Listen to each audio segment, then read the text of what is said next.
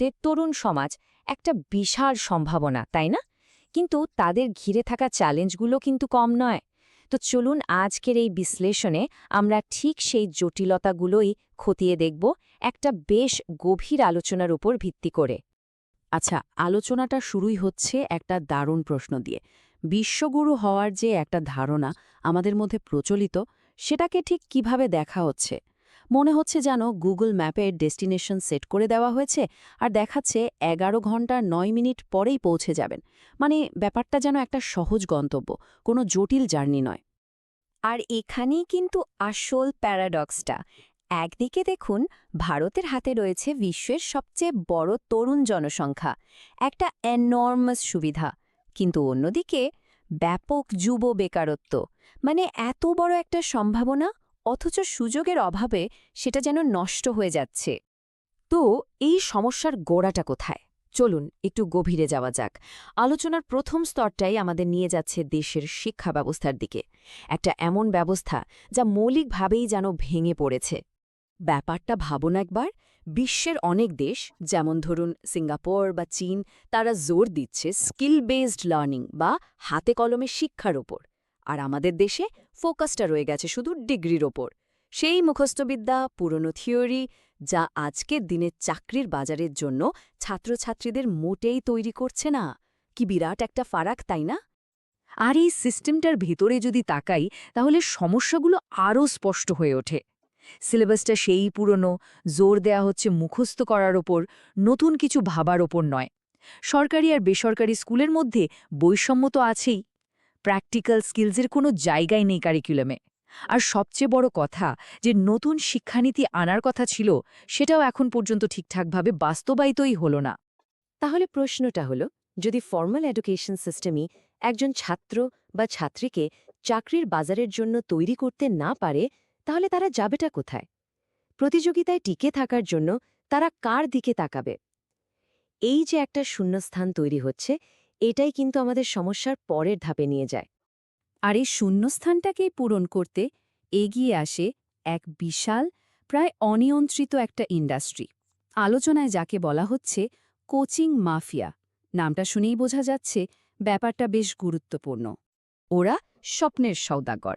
ওরা স্বপ্ন বিক্রি করে আর র্যাঙ্ক কেনে। এই একটা লাইনেই যেন পুরো বিজনেস মডেলটা পরিষ্কার হয়ে যায়।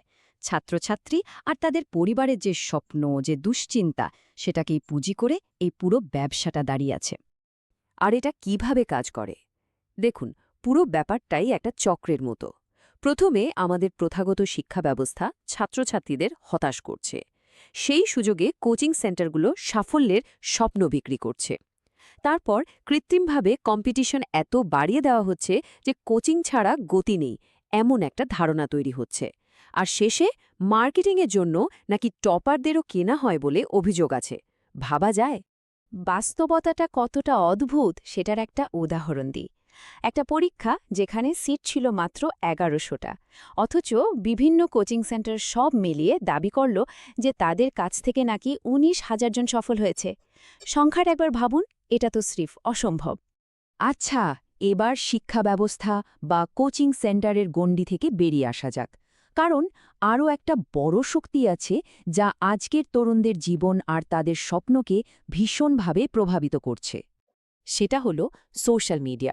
আলোচনা বলছে এটা একটা নকল জগৎ তৈরি করছে, একটা এমন জগৎ যা তরুণদের মূল্যবান সময় আর মানসিক শক্তি দুটোই শুষে নিচ্ছে। যে সময়টা, যে মনোযোগটা হয়তো কোনো নতুন স্কিল শেখার কাজে লাগতে পারত, সেটা এখন কোথায় যাচ্ছে?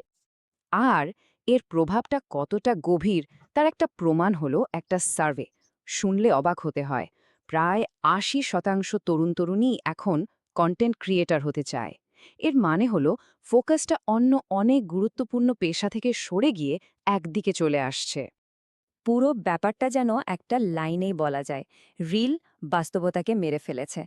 মানে এই যে ভার্চুয়াল জগৎ, এটাই যেন এখন আসল হয়ে উঠেছে, আর বাস্তব জীবনের লক্ষ্য, সম্পর্ক, এগুলো সব পেছনে পড়ে যাচ্ছে।